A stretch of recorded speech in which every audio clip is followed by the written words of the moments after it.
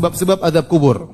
Apa sebab-sebab azab kubur? Secara umum, dosa-dosa menyebabkan azab kubur secara umum. Namun di sana ada beberapa dosa yang dinaskan secara tegas menyebabkan azab kubur. Di antaranya adalah ghibah dan namimah. Di antaranya tidak bersih tatkala cebok dari kencing. Dalam hadis yang masyhur kata Nabi SAW dari Ibnu Abbas berkata, marra Nabi SAW bi kubrain. Nabi melewati dua kuburan. Nabi berkata, innahuma la yu'adzabani. Sungguhnya penghuni dua kuburan ini sedang diazab. Wa ma yu'adzabani fi kabirin. Dan dua-dua ini sedang diazab bukan pada perkara yang besar. Artinya mudah mereka tinggalkan.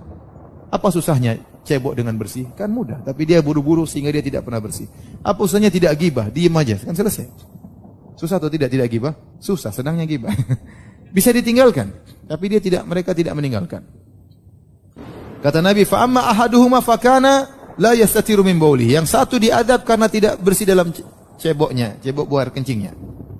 Wa amal akhar fakana yamshi bin namimah. Yang satu dia diadab karena namimah.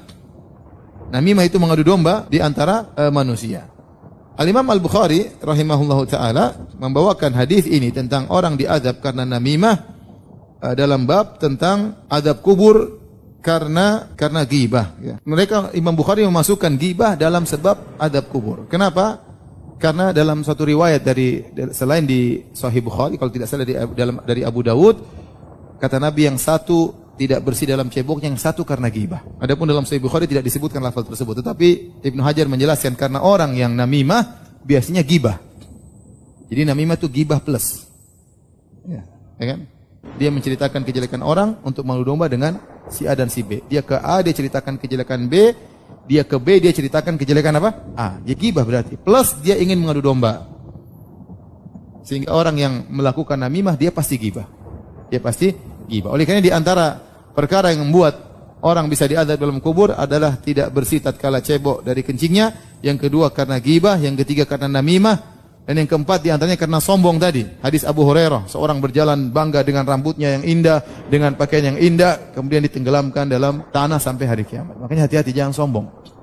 Kalau orang dengan pakaian saja bisa sombong, apalagi dengan mobilnya, apalagi dengan motornya. Sebab kesombongan banyak. Maka seorang bertakwa kepada Allah. Jangan sampai dia sombong dan itu bisa menyebabkan dia diazab dalam alam barzakh. Demikian juga tadi kita sebutkan, di antara yang diazab dalam alam barzakh pendusta. Dia dusta, satu dusta terser sampai tersebar ke penjuru dunia. Dan zaman sekarang sangat mungkin seorang melakukan demikian. Dia bikin status bohong, di-enter, disebar oleh banyak orang. Tersebar di grup-grup WhatsApp, tersebar di media sosial, padahal isinya apa? Dusta. Maka hati-hati. Ini sebab azab kubur. Di antara sebab azab kubur, makan riba, makan hasil riba. Disebutkan azab kubur. Di antara sebab azab kubur, zina.